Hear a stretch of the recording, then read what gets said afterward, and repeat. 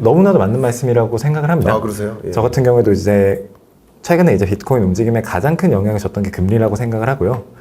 왜냐면 이제 상승장이 있었던 시점과 저 같은 네. 경우는 이제 미디어, IT 미디어 그리고 경제 미디어에서 일을 하다 보니까 투자 시장이 이제 금리에 대해서 어떻게 예측하고 있는지에 대한 내용을 매일같이 보니까 그 네. 변화를 정말 많이 느꼈거든요. 비트코인 이제 상승 랠리를 시작했던 것이 정확하게 이제 연준이 금리 내릴 것이다라고 시장이 확신을 하는 순간부터였었습니다. 그렇죠. 네. 네네. 결국해서 이 투자 시장이 결국해서 조금씩 활기를 찾아갈 것이고 말씀처럼 그런 상황 속에서 비트코인과 같이 선행성 있는 자산이 더 오를 것이라는 기대 네. 그리고 자금 유입이 더 많은 상승을 이끌기도 하는 그런 네. 결과로 이어졌었던 거죠. 그렇죠. 최근에 그래서 주춤했던 부분이 딱 그것도 시기가 맞아떨어져요. 그렇죠. 이제 올해 초기까지 정말 투자 시장 금리가 너무 좋았잖아요. 예. 근데 사실 조금 지나면서부터 이제 지표 계속 안 좋게 나온다. 네. 연준에서도 올해 한다고 했던 금리나 다 안 할 거다. 이런 게 또 지금은 대두됐잖아요. 그렇죠. FOMC 지나고 조금 움직임이 좋게 보이고 있는데 네. 이제 저번 주에 이제 FOMC가 미국에서 있었는데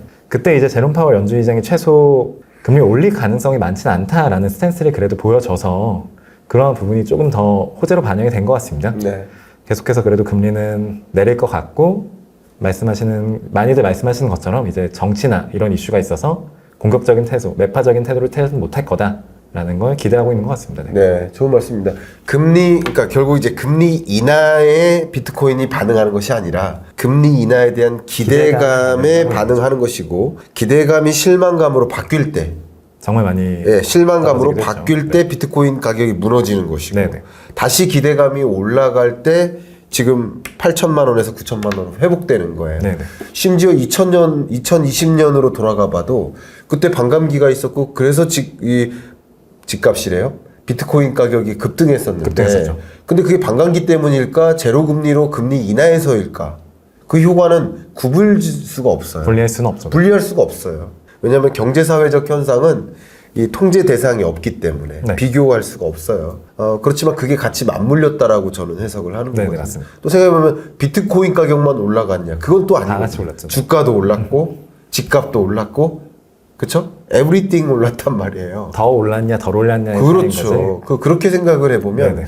한 방향으로 우상향했다라는 것은 또 한 방향에 동시에 작용하는 영향 요인이 있었을 텐데 네네, 맞습니다. 주식과 부동산에는 반감기라는 게 없었지만 네네. 코인에는 반감기가 있었단 말이에요. 근데 세 가지 공통적으로 작용했던 요인은 금리 인하였단 말이에요. 그러면 같은 방향으로 상승했다는 것은 같은 방향으로 이런 자산 시장에 긍정적인 상방 압력을 네, 작용시켰다라고 해석하는 게 맞지 않을까. 정확하신 것 같습니다.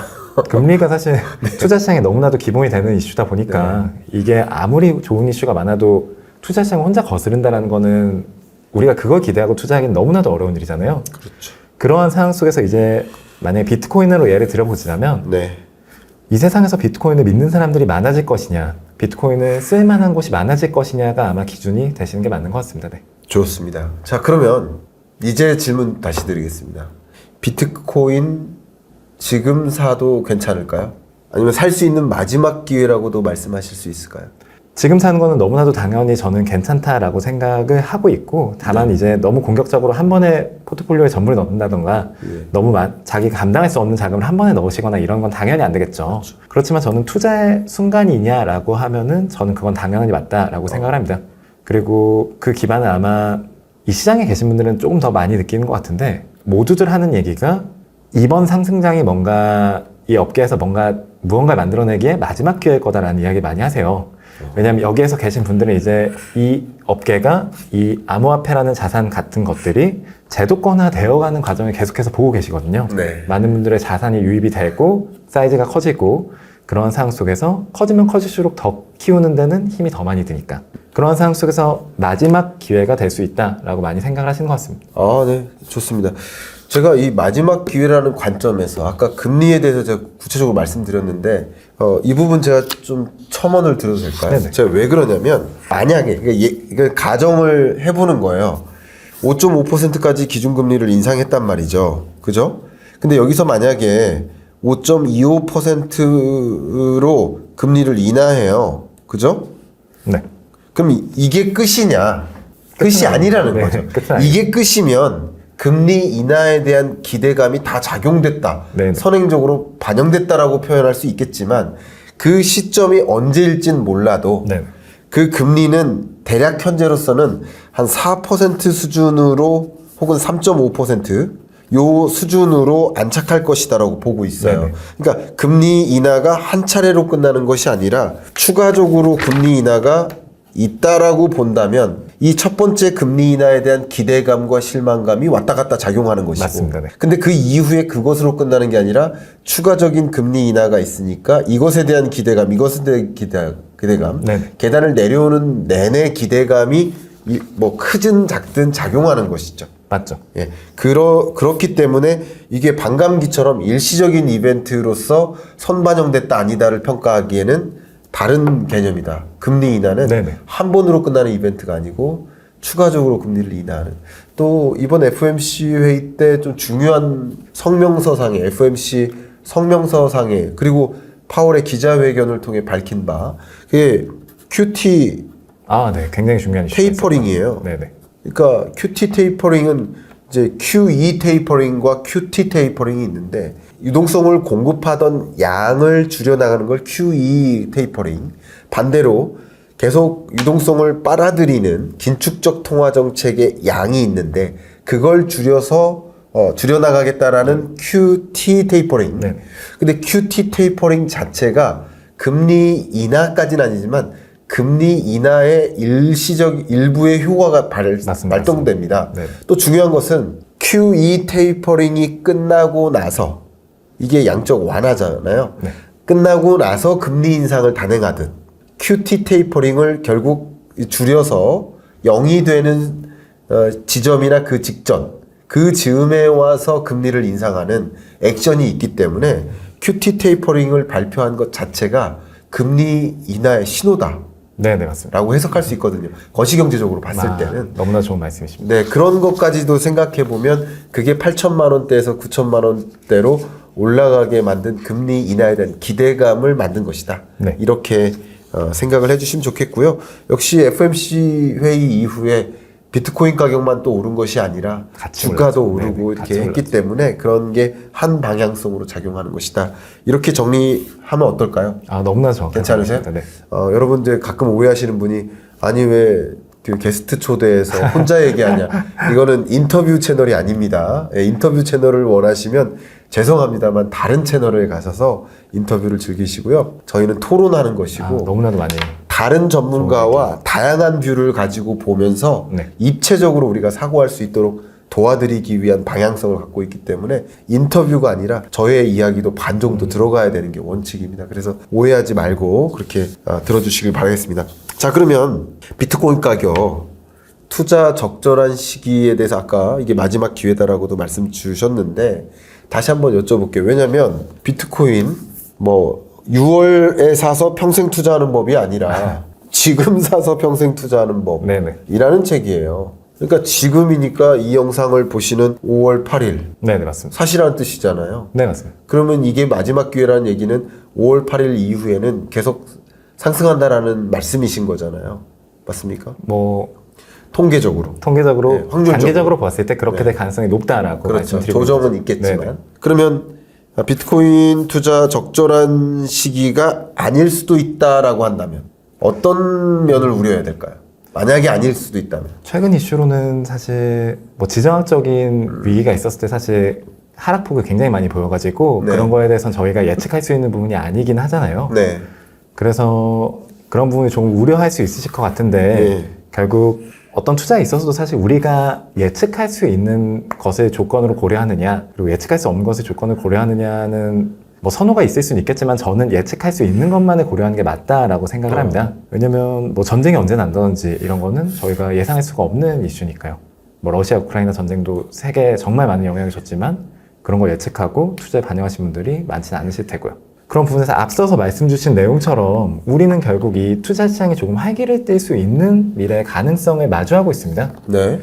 이러한 상황 속에서 지금까지 이 자산의 성격으로 보았을 때 네. 그리고 이 자산이 바뀐 모습, 현재의 모습 예를 들면 반감기와 같은 공급 측면에서의 호재 그리고 현물 ETF의 출현, 그리고 자산성의 인정과 같은 수요 측면에서의 호재가 겹쳐서 이 자산이 미래 좋은 방향성을 가져갈 수 있을지 스스로 판단하시고 투자하는 게 맞고, 저 같은 경우에는 그게 굉장히 좋은 호재다, 굉장히 좋은 가격 흐름을 만들어낼 것이다 라고 생각을 해서 투자를 하고 있다고 말씀드릴 수 있을 것 같습니다. 네.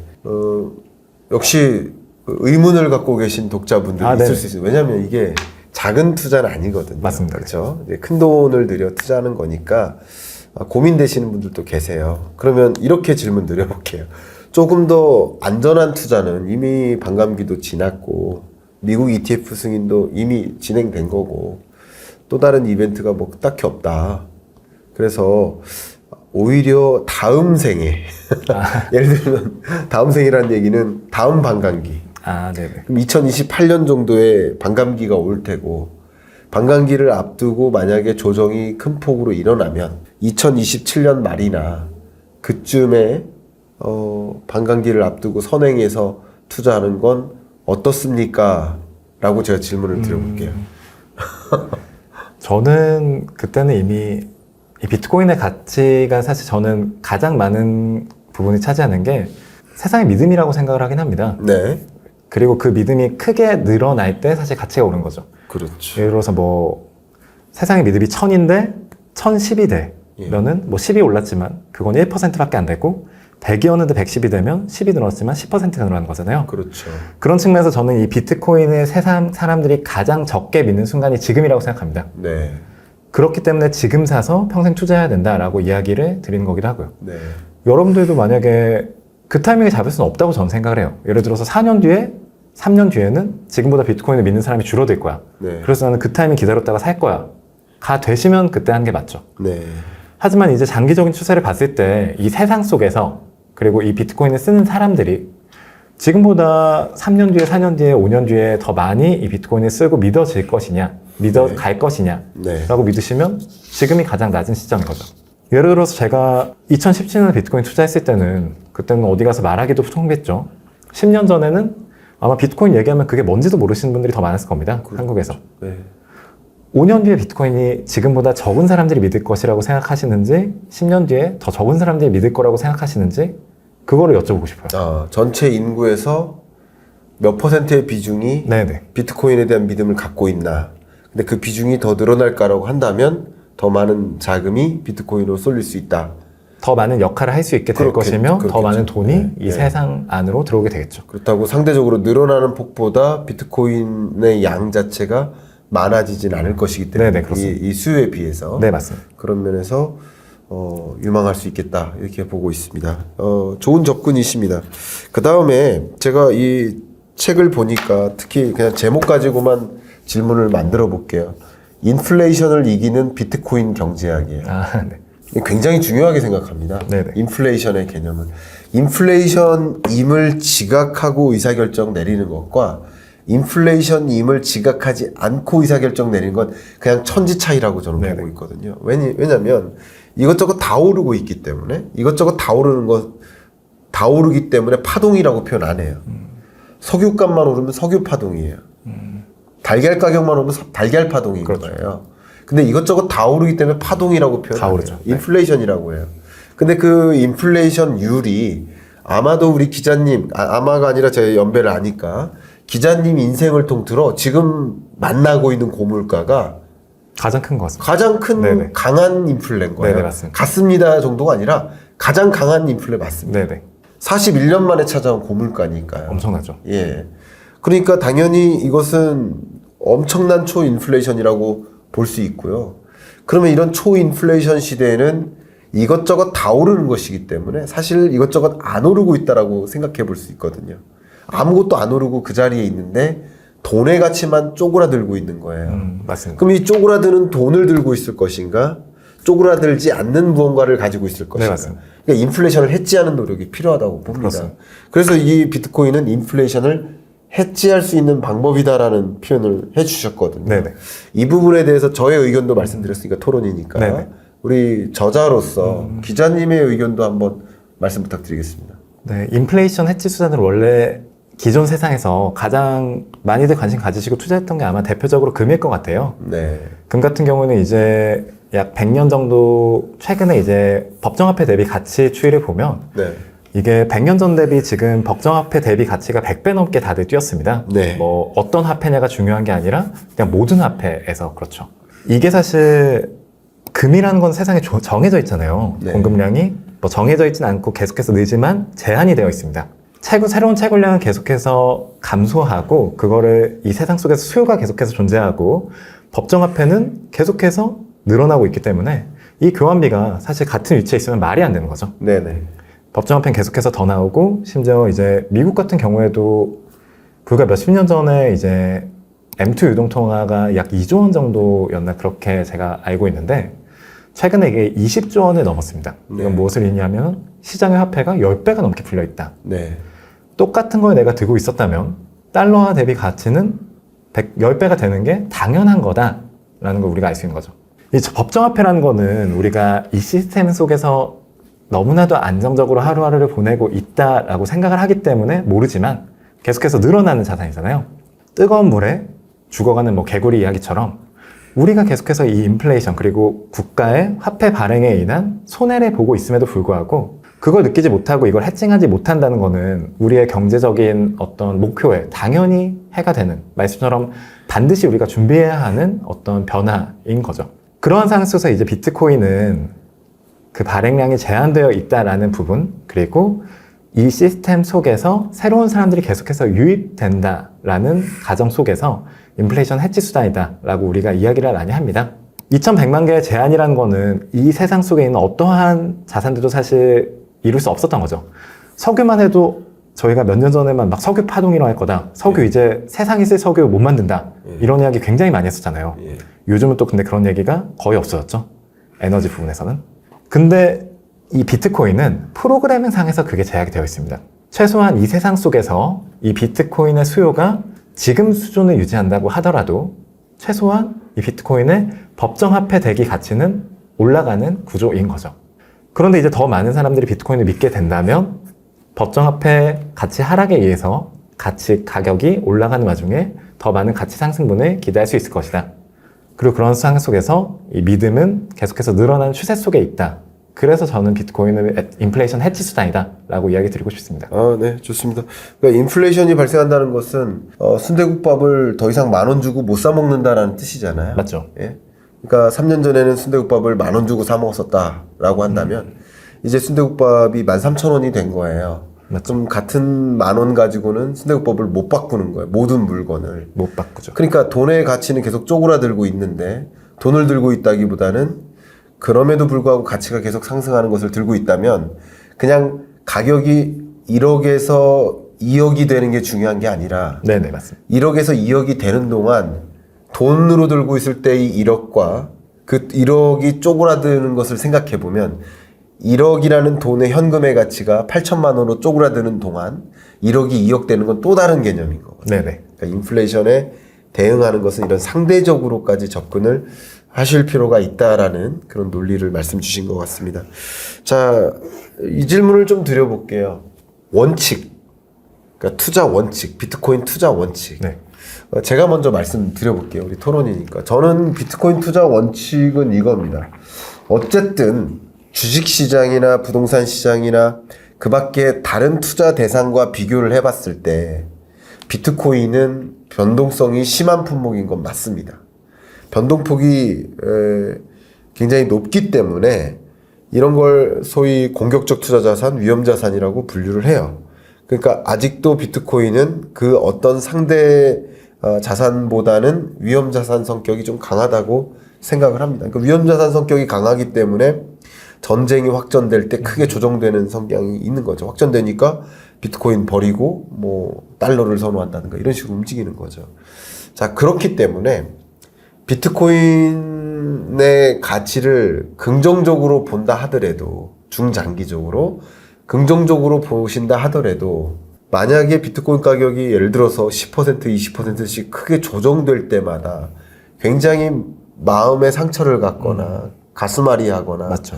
일이 손에 안 잡히거나 있습니다. 네. 만약에 그러신 분은 저는 투자를 추천드리지 않아요. 제 원칙이에요. 맞습니다. 원래 저 투자 추천하는 방송은 아니니까 그런 말씀을 안 드리지만 여러분의 투자 성향을 한번 잘 디파인 하셔서 여러분이 그런 변동성에 좀 취약한 투자자다라고 하신다면 굳이 이렇게 안고 가실 필요가 있을까 하는 생각이 있고요. 네. 그냥 원래 급등락이 심한 거고 변동성이 높은 거니까 그러니까 그냥 그 변동성을 나는 괜찮아 하면서 무덤덤하게 장기 투자할 수 있다 라고 하시는 분은 또 추천될 만하지 않을까라는 생각을 갖고 있거든요. 그러니까 저의 의견이에요. 이게 뭐 맞다는 정의는 아니고요. 여러분이 결정하시는데 의사결정하시는데 참조하십사 말씀드리는 건데 이런 식으로 우리가 비트코인을 투자해야 될 때 반드시 고려해야 되는 어떤 투자 원칙